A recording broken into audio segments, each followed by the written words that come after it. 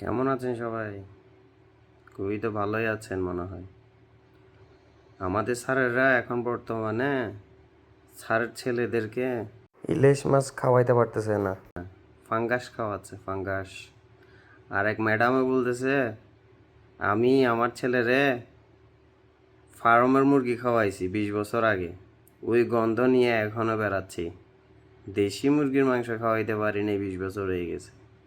আর এক স্যারও বলতেছে আমি আমার ছেলের একটা জুস কিনে দিতে পারি না। এরপরে উনি বলতেছে যে আমার ছেলেকে আমি পাউরুটি কলা কিনে দিতে পারতেছি না, কারণ এগুলো রুগীর খাবার। আমার কাছে টাকা নেই সেটা বলি না, শুধু এটা বলছি যেগুলো জ্বর আসলে খাই।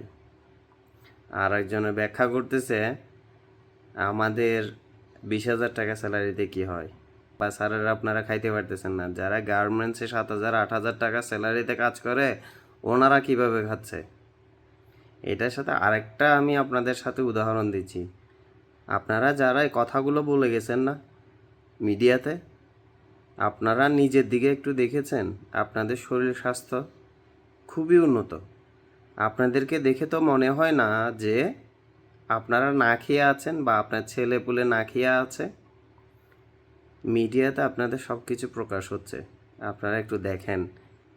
মিডিয়াতে আসে যদি যে কোনো কিছু বলার আগে একটু সাবধান থাকেন। আপনারা তো মুখে যেটা আসে ওইটাই বলে ফেলেন।